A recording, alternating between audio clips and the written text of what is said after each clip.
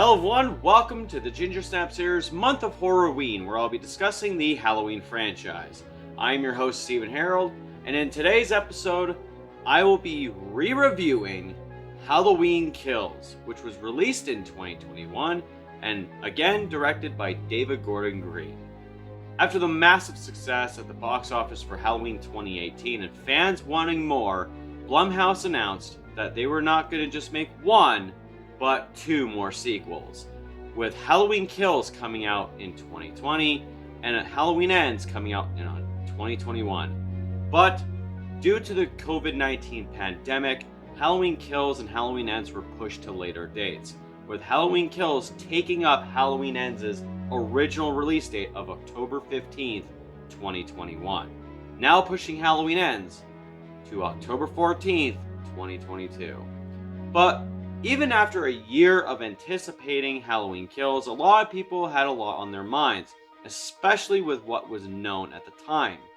And with a title like that, did the kills actually deliver, and did the story make a good middle of a trilogy? Let's take a look. First things first is the story as well. This does take place the same night of 2018. Michael Myers is held in the basement, still in the burning remains of Laurie's house. Laurie is on her way to the hospital with Andy. Oh, wow, fuck me. Andy? For the story of Halloween Kills, it does take place the same night of 2018. Laurie, Allison, and Karen are on their way to the Haddonfield Memorial Hospital to treat Laurie straight of her wounds, where they notice the fire department coming back to Laurie's house, not aware that Michael Myers is still burning alive in the basement. Michael then breaks out and sets his sights back on wreaking havoc on Haddonfield, where it is now known through the Haddonfield town that Michael Myers is on the loose and on another killing spree, so the town bands together to stop Michael once and for all. Now for the story, obviously, for Halloween Kills, it was one of those films that literally expanded the story of what we knew from Halloween 1978 and Halloween 2018. Now going on from no longer talking about Laurie and the Strode trauma, but also the trauma that Michael Myers inflicted on the town of Haddonfield. And for the story itself, I did really actually get entertained by the story.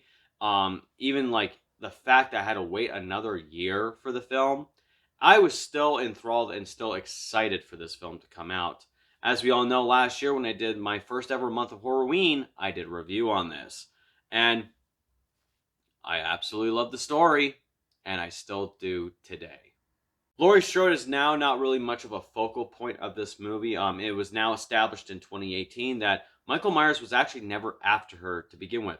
The true Michael Myers that we all know and love, that all we were wanting to see for so long, the Michael Myers who just picked her as a target, and when she got away, he just didn't care anymore. He went to go wreak havoc somewhere else. And for Laurie to be bedridden in this movie, it's amazing how so many people shit on this film because, oh, she's in the hospital the whole fucking movie. This movie sucks. Yeah, those are the same people who love Halloween 2 from 1981. What was Laurie doing in that movie? Oh, she was in bed the whole fucking time. It's amazing how people love one thing and then another film does the same thing but makes more sense of it all and everyone hates it. Either way, Laurie was not really much of the focal point in this movie, but she still did good for what was shown of her.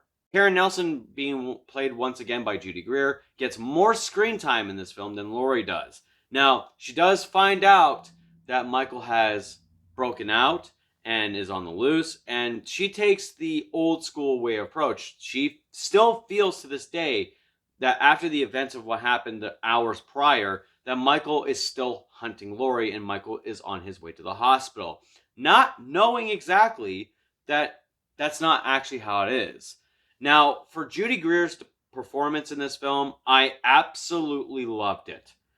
She is given more screen time, more of a character arc than ever before in this film, and you really fucking latch onto her.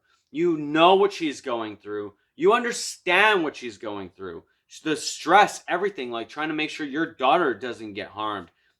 Trying to make sure your mom doesn't fucking go out of her way to fucking try and stop Michael. And also at the same time, trying to convince a whole mob of people that a certain individual is not Michael Myers. And even goes out of her way to save him, even though it fails. I love her performance in this movie, and of course, as we all know, she is one of the Strode ladies that eventually bites the dust. Spoiler alert, if you never saw this movie, it's been over a year now, Karen Strode does die at the end of this movie. And honestly,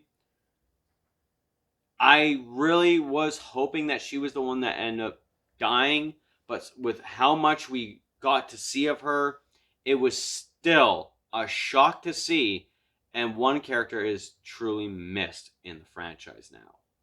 Allison herself even gets a new character arc, once again played by Andi Matichak. She gets a lot more screen time as well. She has a lot more time to develop as a new Strode lady. She also goes with the mob to hunt down Michael Myers once and for all, while her grandmother is still resting in bed in the hospital.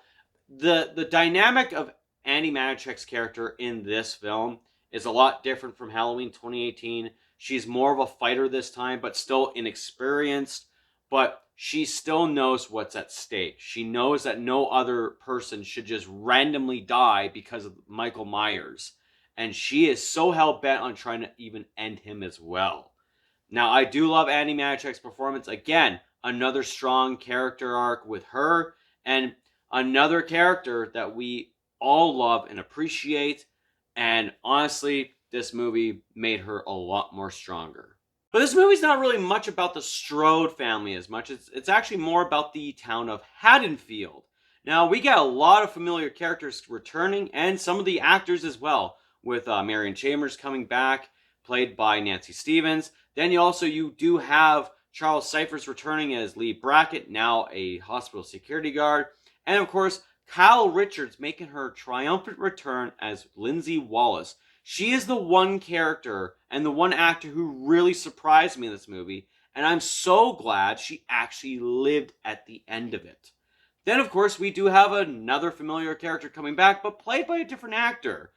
Tommy Doyle, this time played by Anthony Michael Hall. Now, I know a lot of people do like Paul Rudd's interpretation of Tommy Doyle. I don't mind Anthony Michael Hall's portrayal as Tommy Doyle, but I do agree with some of the people out there when they say that why is it that Anthony Michael Hall has to always have monologues in all his movies? And yeah, he's the one character that sometimes his lines just kind of feel like it's a monologue. He wants more screen time.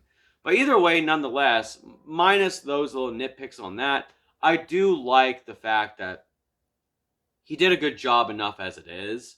And for what he was going to bring to the role of Tommy, especially with a new timeline, it makes sense he would be like this. Now let's get to the man himself, Michael Myers, once again portrayed by James Jude Courtney. This is 100% fact. Michael Myers at his most badass we've ever seen. Michael Myers, as soon as he emerged from the flaming door of that house, you knew he was not fucking around anymore. And the amount of brutality Michael Myers inflicts on people in this movie, my God, it was a joy to see. I was so fucking ready to see Michael Myers just tear the shit out of everybody in Haddonfield. And even at the climax of the movie, when Michael just goes on a complete massacre of the whole mob, you got a sense this is the real Michael Myers. This is the Michael Myers we've all wanted. This is the Michael Myers we all got a little bit of a glimpse or a taste of in Halloween 6, and of course Rob Zombie's Halloween. But never to get the full expectation as we ended up getting in Halloween Kills. James Jude Courtney, again, is now solidifying himself as one of the greatest Michael Myers actors of all time. I loved Michael Myers in this movie. But I know there's a lot of people who don't like this movie for certain things here and there. But if there's anything that no one will ever talk shit about, it is the flashback sequence. This sequence was such a joy to see. All the things that they wanted to get right from 1978's film to explain how Michael Myers got captured after disappearing after being shot off the balcony. Everything they nailed. From the station wagon being outside, the Myers house and its look, even playing into the fact that Lonnie Elam is still dressed up the way he did at the end of 1978. And also, on top of this, the way Michael Myers looks in this flashback. The mask is perfect. Christopher Nelson, once again, knocks it out of the fucking park. But if you all didn't agree with the mask and how it looked, we all have to simply agree on Dr. Loomis. The way they brought him back, oh my god. Why Christopher Nelson was not nominated for an Oscar for this makeup for Dr. Loomis is a fucking crime against humanity. This is the greatest thing we've ever seen, and how faithful they were to that flashback, I could not praise them enough. Now, for a title like Halloween Kills, what do you think the kills are going to be like? Well, when you have a title like that, you better live up to that name. And oh fuck did they live up to it. The kills and the brutality in this movie are one of the best in the franchise, if not the best in the franchise. Michael killing all the firefighters, the way he completely massacred the old couple right after that, how he took out a whole entire mob, the playground scene, the deaths of Big John and Little John, amazing. If I had to say what was my favorite kill in this whole entire movie, it was Cameron's death. Now, I know a lot of people don't really like Cameron, but the reason why I love Cameron's death in this movie is because, again, we got to see the real Michael Myers. He is physically torturing Cameron while at the same time psychologically and mentally torturing Allison at the same time. She is watching her boyfriend being slowly killed, and she can't do anything about it. Everything about this movie with the gore, the deaths. Now, I know a lot of people even say when it comes to the body count that there are 31 deaths in this movie. One of the highest in the franchise's history, or actually the highest in the franchise's history. If you actually take a look at it and you do a little bit more of a count, you could tell there was a lot more people at that mob scene. And if I had to say, they all died. Now, what's the final tally? I honestly believe when after a year ago when I did this movie review, I had to keep count the second time I watched this movie to see how many people died. To me, I counted 39 kills. Still the highest. And also, on top of that, with the brutality in the kills, this officially made Michael surpass Jason in the body count record. Michael now is the slasher king with the body count. Now, I never got a chance to even talk about this in the previous video for Halloween 2018, but John Carpenter, Cody Carpenter, and Daniel Davies' soundtrack, the score for both Halloween 2018 and Halloween Kills, are fucking superb. I have a music app where I download a lot of horror movie soundtracks. Halloween 2018 and Halloween Kills is on there. And for a year, I've been listening to those tracks. John Carpenter took what he created, which was already great, and he amplified it. He gave it more life. And oh my god, both albums, both soundtracks are fucking superb. 100% John Carpenter is one of the best movie composers, especially in the horror genre. Now, this is going to be one of the minor nitpicks that I get to actually say that yes, after watching this movie now, which I've actually counted ever since since it's been released, 12 times. I've watched this movie 12 times. 5 of those times were in theaters. Yes, Evil Dies Tonight is very repetitive. Let's move on. Now, if you guys actually have been following the channel for quite some time, you knew that I had actually reviewed this movie when it first came out. I did my spoiler-free review, and then I did a spoiler review with Gabby Gore and Horror Gamer for the Halloween Kills special on their YouTube channel, the Horror Haven LLC. Now, I gave this movie a 9 out of 10. It's now been almost a year. Has my decision changed?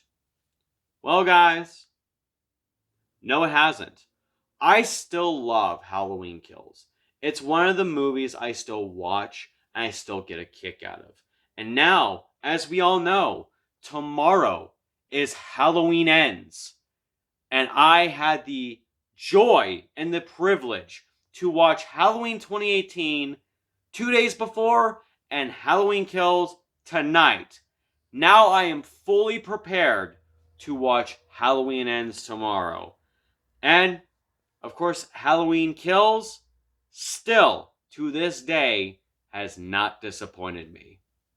So, guys, for my rating, I'm still going to give Halloween Kills a 9 out of 10. So tell me, guys, what do you think of Halloween Kills? Was it a sequel that you absolutely loved, or was it a little bit tamed and a lot of the problems just made you not really have a good time? Let me know in the comments down below. If you like this video, make sure you also hit that thumbs up and make sure you subscribe for more spooky content. And don't forget to hit that bell notification if you want to get notified for all the other videos coming out this month. Anyways, guys, that's it from me. This has been the Ginger Snap Series Month of Horror-WEEN. I am Stephen Harold, and tomorrow you guys will see my spoiler-free review for Halloween Ends. Take care, and remember, everyone's entitled to one good scare. And I might as well say this for the last time. Evil dies tonight.